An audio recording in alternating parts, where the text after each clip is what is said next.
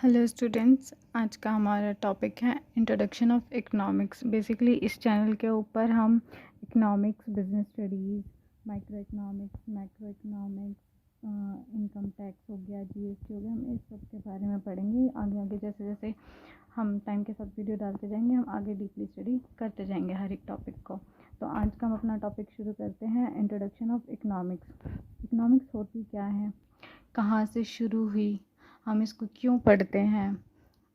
Basically इसका meaning, scope, types, limitations, आज हम इस सब के बारे में पढ़ेंगे। तो इंट्रोडक्शन से शुरू करते हैं। The economics in English language has its origin in 2 Greek words. मतलब जो इकोनॉमिक्स है वो 2 ग्रीक वर्ड से बना है, आइकॉस और नेमन, मतलब हाउस होल्ड और management. They mean management of house holds. इसका मतलब क्या है, हम एक एग्जांपल से समझते हैं। पर्सन ए है, वो एक सर्टेन इनकम ले रहा है मंथली बेसिस पे। अब जो वो इसकी इनकम है, उस इनकम को क्या है, वो अलग अलग पार्ट्स में डिवाइड कर रहा है अपनी डेली लाइफ को मैनेज करने के लिए। जैसे वो अपने किचन का खर्चा भी निकालता है, वो अपने बच्चों की फ़ीस भी निकालता है, वो अपने पर्सनल एक्सपेंसेस निकालता है, वो घूमने फिरने भी जाता होगा। तो कहने का मतलब क्या है कि वो अपनी थोड़ी सी इनकम को, कम हो या ज़्यादा हो वो मैटर नहीं करता, लेकिन वो अपनी थोड़ी सी इनकम को क्या है, मैनेज करके चलता है, जिससे वो अपने डेली बेसिस की लाइफ को अच्छी बना सकता है, वो अपनी वांट्स को कंप्लीट कर सकता है। वो एक सर्टेन सेटिस्फेक्शन ले रहा है कि हाँ, जितना मैं कमा रहा हूँ मैं उसको उसी के अंदर खुश हूँ, मैं अपनी इनकम से अपनी डेली लाइफ को मैनेज कर सकता हूँ। ठीक है, अब आते हैं इसकी मीनिंग और डेफिनेशंस के ऊपर। अब जो इकोनॉमिक्स है, जैसे हमने स्टार्टिंग में सुना, पढ़ा कि इकोनॉमिक्स कोई छोटा टॉपिक तो है नहीं, इसको भी हमने बहुत सारे फर्दर पार्ट्स में डिवाइड किया है। तो सबसे पहले क्या है, इसके जो मेन पार्ट्स हैं उनको पढ़ते हैं। जैसे माइक्रो हो गया और मैक्रो हो गया, माइक्रो इकोनॉमिक्स, मैक्रो इकोनॉमिक्स। अब देखो माइक्रो इकोनॉमिक्स क्या कहती है। It study individual units like a consumer, a firm, an industry, price determination of a particular commodity, etc. अब जो माइक्रो इकोनॉमिक्स है वो एक सिंगल यूनिट को स्टडी करते हैं हम माइक्रो इकोनॉमिक्स के अंदर। जैसे कि कोई भी एक पर्सन हो गया, कोई भी एक छोटी फर्म हो गई, कोई इंडस्ट्री हो गई, या हमें किसी एक पर्टिकुलर चीज़ का प्राइस सेलेक्ट करना है, या उसके प्राइस के बारे में हमें पता करना है, किसी एक पर्टिकुलर कमोडिटी को स्टडी करना है। मतलब कि जब हम कोई भी सिंगल यूनिट को जब हम स्टडी करेंगे तो वो किसके अंदर कंसीडर होगी, माइक्रो इकोनॉमिक्स के अंदर। अब हम आते हैं मैक्रो इकोनॉमिक्स। मैक्रो इकोनॉमिक्स क्या होती है, it studies economy as a whole, it studied economic problem such as inflation, problem of employment, etcetera. अब जो मैक्रो इकोनॉमिक्स है उसमें हम क्या करते हैं, हम जितनी भी इकोनॉमिक की प्रॉब्लम्स हैं हमारी, हम सब उनसे डील करते हैं। अब इकोनॉमिक जैसे इंडिविजुअल है, यहाँ पे तो सिर्फ एक सिंगल पर्सन की बात हो रही है, किसी एक फर्म की बात हो रही है, हम सिंगल यूनिट लेके चल रहे हैं, एक सिंगल कमोडिटी की बात करें। लेकिन मैक्रो के अंदर क्या है, ये इकोनॉमिक्स है, ये हो गया माइक्रो इकोनॉमिक्स। अब जो मैक्रो है उसके अंदर हम इस पूरी इकोनॉमिक को स्टडी करते हैं, इसके अंदर क्या क्या प्रॉब्लम्स हैं, क्या क्या चीज़ें हम फेस करते हैं, इसको सॉल्व करने, इकोनॉमिक्स प्रॉब्लम को सॉल्व करने के लिए हम क्या क्या थ्योरीज यूज़ करते हैं, क्या क्या हम पॉलिसीज़ बनाते हैं। तो ये सब हम किसके अंदर पढ़ते हैं, मैक्रो इकोनॉमिक्स के अंदर। अब आते हैं इकोनॉमिक्स की प्रॉपर डेफिनेशन के अंदर। तो ये क्या कहते हैं, economics is the study of optimum utilisation of scarce resources. मतलब ये, हमारे पास रिसोर्सेज तो इतने हैं, हमारी वांट्स इतनी हैं, अब हम इन रिसोर्सेज के अंदर हम इतने सारी वांट्स को कैसे कंप्लीट कर सकते हैं। तो ये हमें इकोनॉमिक्स सिखाता है कि हम कैसे मैनेज कर सकते हैं। तो optimum utilisation of scarce resources, हमारे पास रिसोर्सेज कम है, वांट्स ज़्यादा हैं, तो हम एक ऑप्टिमम यूज़ कैसे कर सकते हैं, in such a manner that individual gain is maximised. एक ऐसे तरीके से कि जो इंडिविजुअल है उसका गेन ऑब्वियसली ज़्यादा हो एट माइक्रो लेवल, और सोशल गेन इज़ मैक्सिमाइज्ड। अब हमने ऊपर क्या पढ़ा, माइक्रो में हम सिंगल चीज़ की स्टडी करते हैं, कोई भी एक सिंगल यूनिट की हम स्टडी करते हैं। अब ये क्या कह रहा है कि इंडिविजुअल लेवल पे हमें फ़ायदा हो, और जो मैक्रो लेवल है उसके अंदर सोशल गेन ज़्यादा हो। ये हो बस, ये होती है economics. Economics is the study of optimum utilisation of scarce resources in a manner such that individual gain is maximised at micro level and social gain is maximised at macro level. अब हमारा next topic है economic circle. Economic circle क्या है?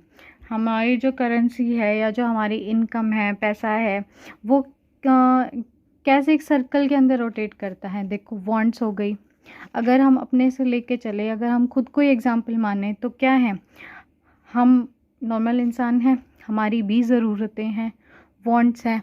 अब जैसे हम पढ़ रहे हैं तो हमारा फर्दर गोल क्या है कि हम अच्छी सी जॉब लें, हम पढ़ें, हमारा भी कोई स्टेटस हो. तो अगर हमें जॉब लेने के लिए एक अच्छा स्टेटस अच्छा एक स्टेटस लेने के लिए, तो उसके लिए क्या है, हमें अपने एफ़र्ट्स पुट करने पड़ेंगे. एफ़र्ट्स में हम क्या करेंगे, हम पढ़ेंगे, लिखेंगे, हम चीज़ों को समझना शुरू करेंगे. ठीक है, वो हो गए हमारे एफ़र्ट्स. तो सेम क्या है, अगर हमारी ज़रूरतें हैं, उन ज़रूरतों को पूरा करने के लिए हम एफ़र्ट्स भी पुट करने पड़ेंगे. एफ़र्ट इन द सेंस हम क्या करेंगे, हम कोई ऐसा ज़रिया ढूंढेंगे जिससे हमें इनकम हो, हमारे पास पैसा आए. फिर क्या आएगा, वेल्थ हो गई. उसके बाद सेटिस्फेक्शन आता है, मतलब जब हमारे पास ज़रूरतें तो हैं, उसके लिए हम काम भी कर रहे हैं, तो ऑब्वियस क्या है, हमारे पास वेल्थ भी होगी. और जब वेल्थ होगी, जब हम तीन जो चीज़ों से सेटिस्फाई होंगे, अगर हम इनकम है हमारे पास, इनकम से क्या है, हम अपनी ज़रूरतों को पूरा कर पा रहे हैं, हमारे पास वेल्थ भी है, फिर क्या है, एंड में हमें सेटिस्फेक्शन ही तो मिलेगा. तो ये है हमारा इकोनॉमिक सर्कल. हमारा नेक्स्ट टॉपिक क्या है, nature and scope of economics. अब हम इकोनॉमिक्स को एज अ साइंस हम उसको कंसीडर करते हैं या हम एज अ आर्ट उसको कंसीडर करते हैं. तो हम पहले पढ़ते हैं economic as a science. It is a systematic study of knowledge. जो साइंस है वो एक सिस्टमैटिक स्टडी ही तो है किसी भी चीज़ की. मतलब हम प्रॉपर प्रिंसिपल्स रूल्स के साथ ही तो हम पढ़ते, तभी तो हम किसी चीज़ को साइंस बोलते हैं. अब जैसे बहुत सारे साइंटिस्ट हैं, उन्होंने अपनी अपनी अलग अलग थ्योरीज़ दी हैं. जैसे इकोनॉमिक्स हैं, क्लासिकल इकोनॉमिस्ट हो गए, उन्होंने भी अपनी अलग अलग थ्योरीज़ दी. पहले के जो सिचुएशन सर्कमस्टांसेस थे उनको लेके अब हम आज तक कुछ चीज़ें ऐसी हैं जो हम उन्हीं के बेसिस पे पढ़ते हैं, उन्हीं की दी हुई थ्योरीज़ पे पढ़ते हैं. सेम क्या है, इकोनॉमिक्स के अंदर भी है कि एक सिस्टमेटिक स्टडी करते हैं हम किसी भी चीज़ की. ठीक है, it find out the relationship between cause and effect. अब कॉज एंड इफ़ेक्ट का क्या मतलब है यहाँ पे, कारण किसी चीज़ का, इफ़ेक्ट मतलब क्या प्रभाव पड़ता है किसी भी चीज़ पे. अब जैसे मान लो कोई भी एक कमोडिटी है, इसके प्राइसेस अराइज हो रहे हैं, तो इसका डिमांड पे क्या इफ़ेक्ट पड़ेगा. तो अगर प्राइसेस किसी चीज़ के राइज हो रहे तो ऑब्वियस है कि डिमांड कम हो जाएगी.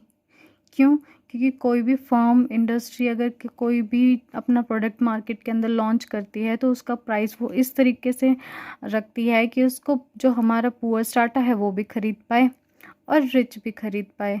तो क्या है, अगर किसी भी एक पर्टिकुलर डेली बेसिस पे यूज़ होने वाली कमोडिटी को, कंज्यूमर गुड्स को, अगर उनके प्राइसेस राइज हो जाते तो ऑब्वियस उसकी डिमांड पे इफेक्ट होना, उसकी डिमांड पे क्या होगा, डिमांड कम हो जाएगी.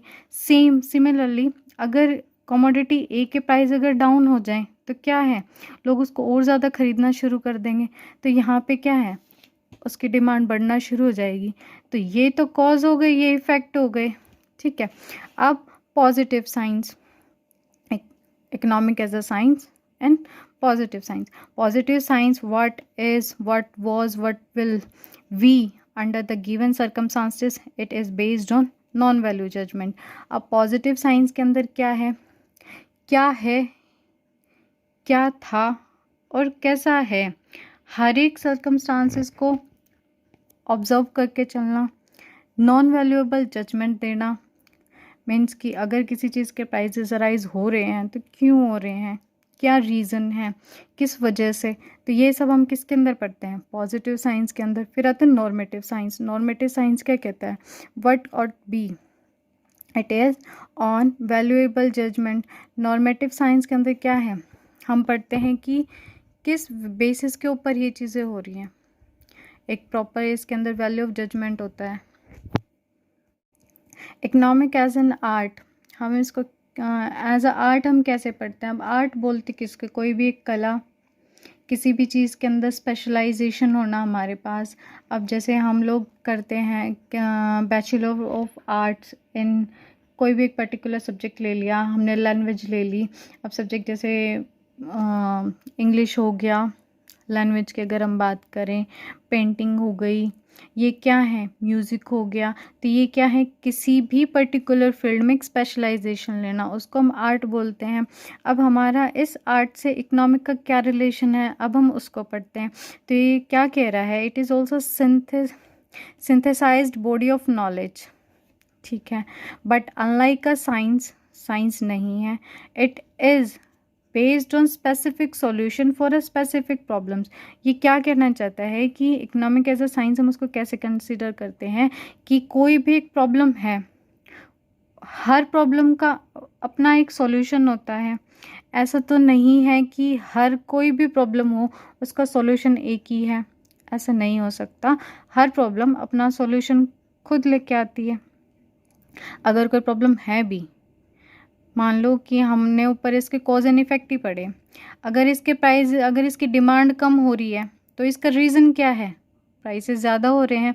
अगर हमें इस प्रॉब्लम को सॉल्व करना है तो इसके लिए हमारे पास सॉल्यूशन क्या है कि हम उसके प्राइसेस को कम या ज़्यादा कर दें। अगर डिमांड ज़्यादा हो रही है, सप्लाई कम है, तो हम प्राइसेस को कम भी कर सकते हैं।